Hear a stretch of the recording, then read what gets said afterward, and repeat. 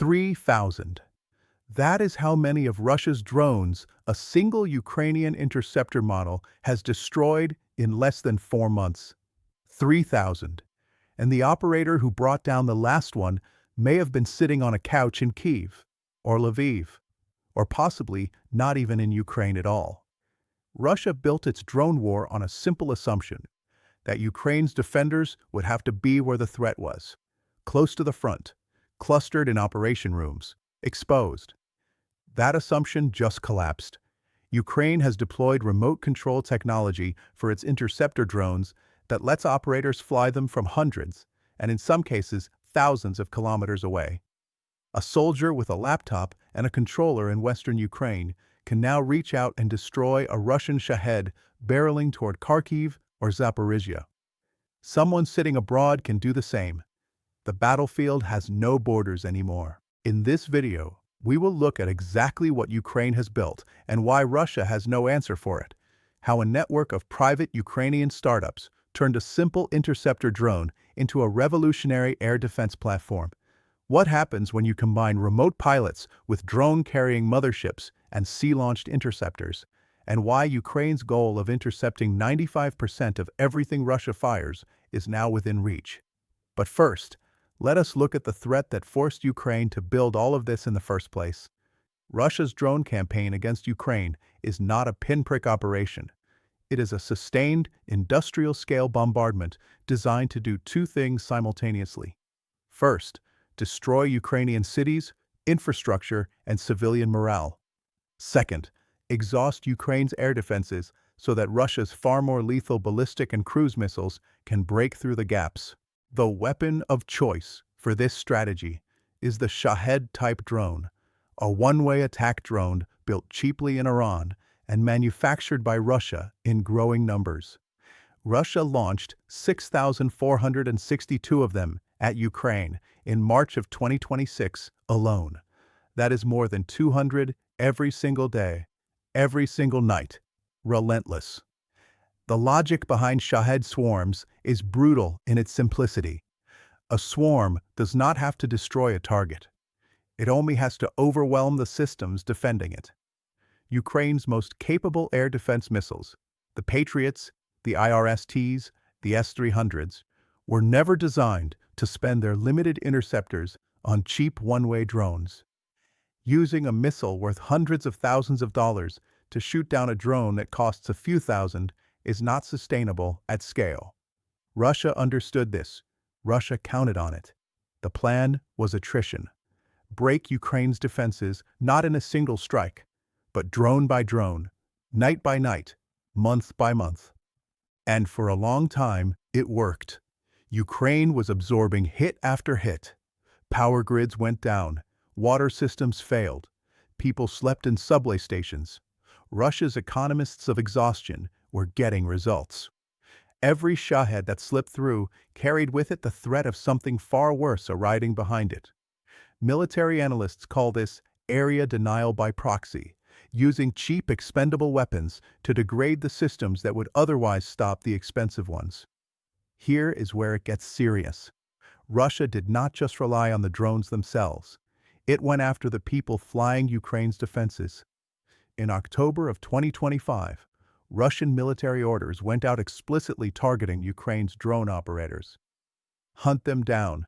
Strike their operation rooms. A missile that kills 10 interceptor pilots does more damage to a city's air defense than 100 Shaheds ever could. Ukraine's operators were not just valuable. They were the most high-value targets in the entire aerial war. And they had to be close. That was the trap. Interceptor operators needed proximity to function. They could not pull back too far without their drones losing connection and dropping from the sky. Russia knew the range constraints. Russia planned around them. For 2 years, Ukraine managed. It adapted. It improvised. But the structural vulnerability was real, and everyone on both sides of the front could see it. Until now. The system that changed everything is called the Hornet Vision Control, developed by a Ukrainian company called Wild Hornets, operating out of northern Ukraine. What it does sounds almost impossible until you see the footage. An operator sits in front of a computer. On the screen is a live video feed, crystal clear, real-time, from an interceptor drone called the Sting. That drone is flying approximately 2,000 kilometers away. The operator makes small adjustments with a controller, and the drone responds instantly. Thousands of kilometers of Ukrainian sky, managed from what looks like a gaming setup. This is remote-controlled warfare, and it works. Ukraine's defense minister announced this capability in late April of 2026, revealing that the technology had been in development for a full year through a program called Brave One. Launched in 2023, Brave One is Ukraine's government-backed defense innovation hub, a platform where drone startups and engineers register their technologies and compete for state investment. The idea was to decentralize Ukraine's defense industrial capacity, spread it across dozens of private companies rather than concentrate it in a few state factories that Russia could target. Brave One has already funded some of Ukraine's most effective weapons, but remote interceptor control may be its greatest achievement yet. The milestone that confirmed the technology was a test in which an operator based in northern Ukraine downed Russian Shahed drones approximately 500 kilometers away. The system then confirmed even longer range capability, with documented intercepts at distances of hundreds and thousands of kilometers. What started as an experimental program became a confirmed operational capability in 12 months. That is the pace at which Ukraine is now moving. More than 10 Ukrainian drone manufacturers have already begun integrating this remote control compatibility into their interceptor systems. That adoption rate tells you everything about how seriously Ukraine's defense industry is taking this technology. This is not a niche experiment sitting in a lab.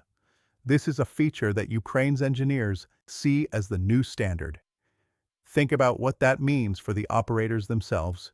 Before this technology existed, an interceptor pilot defending Kyiv had to work from within striking distance of the Russian drones they were trying to stop.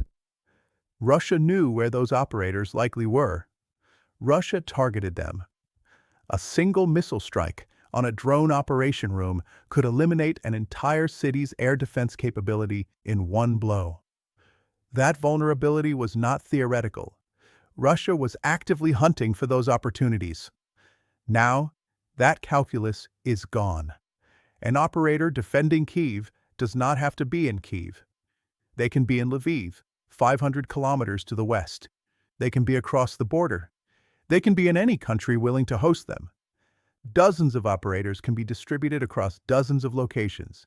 No cluster, no concentration, no single point of failure.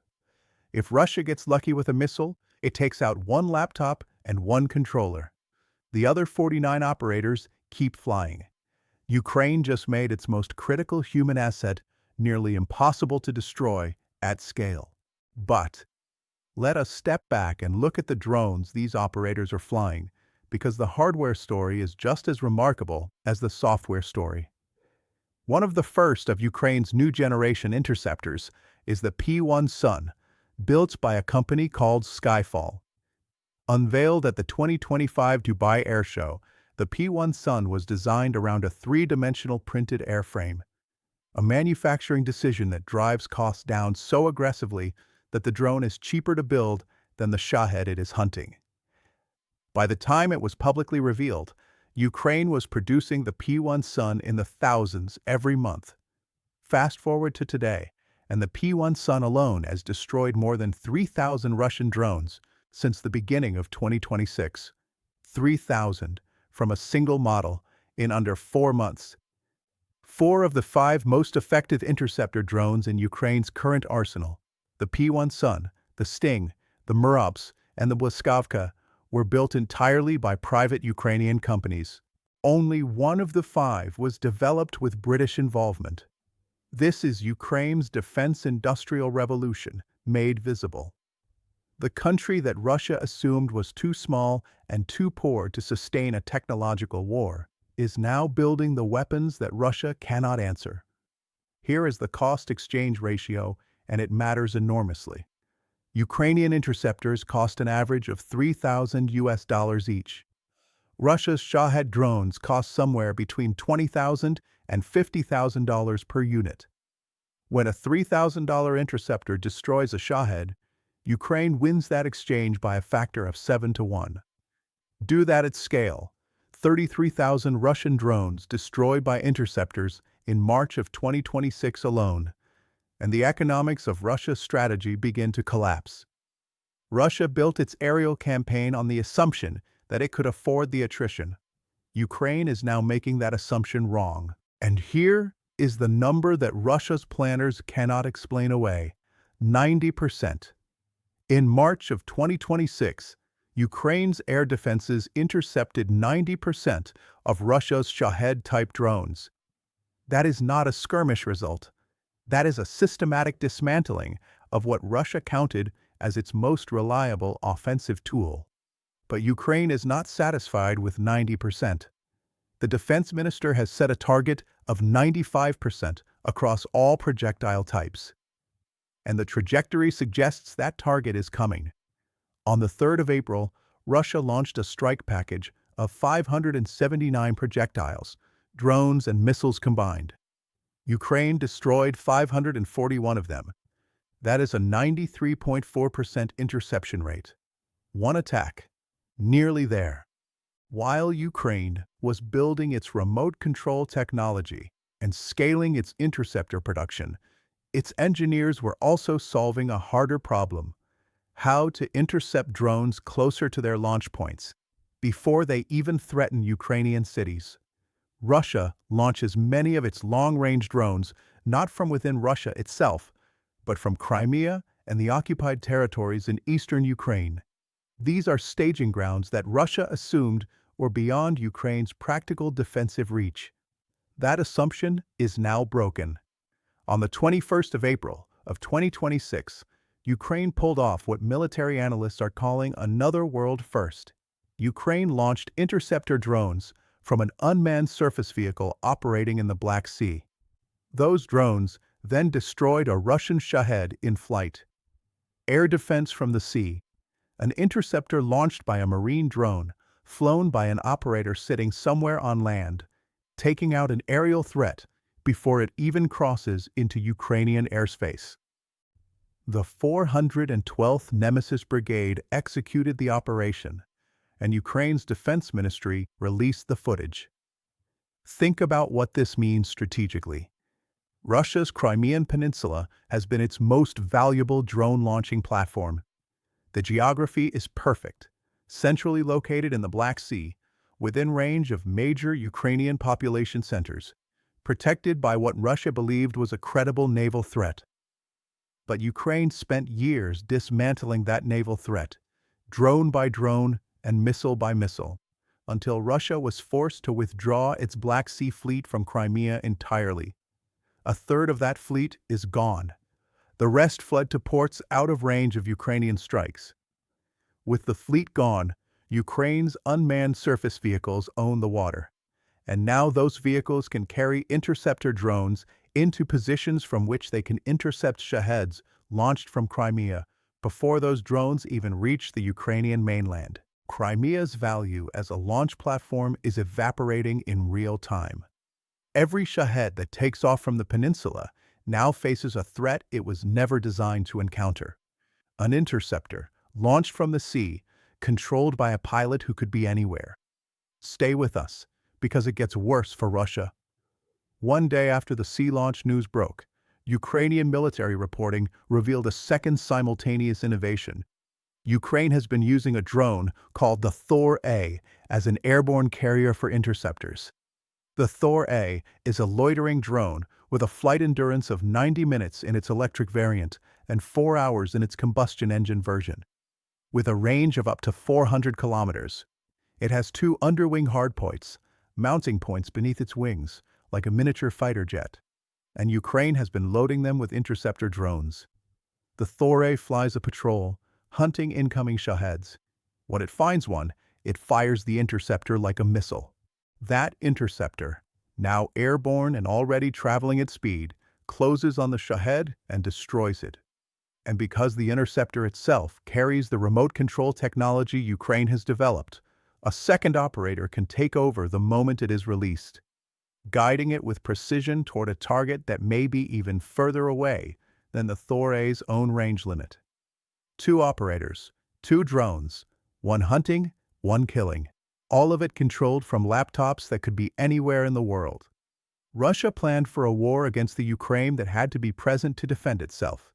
That version of Ukraine no longer exists. Here is where the picture gets even larger. Because what Ukraine has built is not just a collection of clever innovations. It is a layered, interlocking air defense architecture that meets the multi-layer requirement that Russia's swarm strategy was specifically designed to defeat.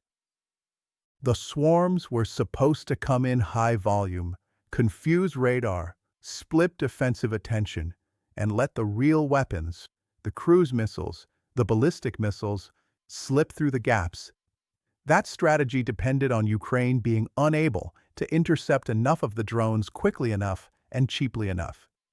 Ukraine has answered every part of that challenge.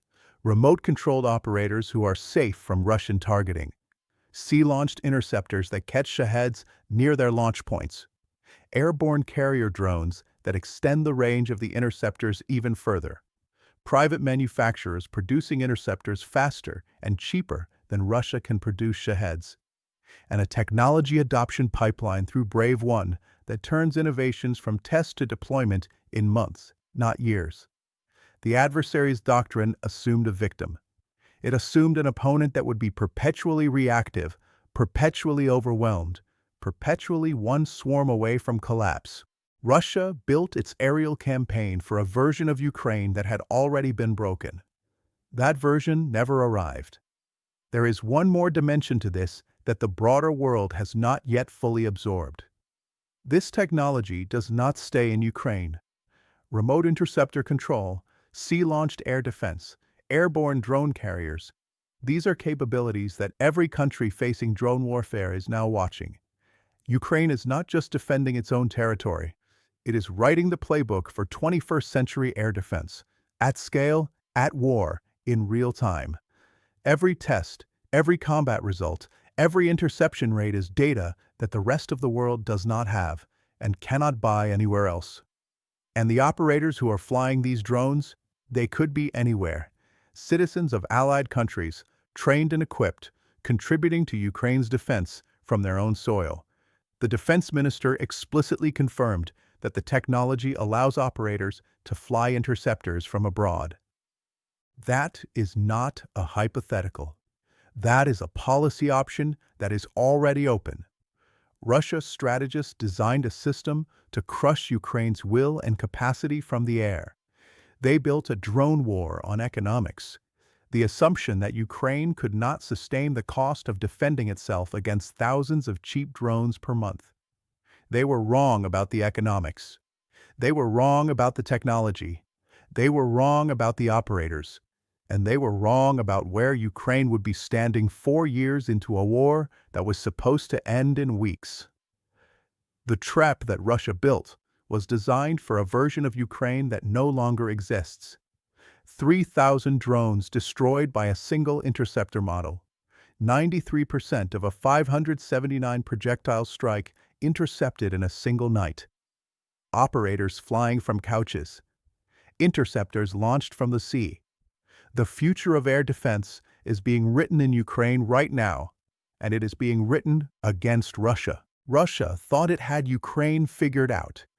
It did not. If you found value in this, subscribe so you do not miss what is coming next.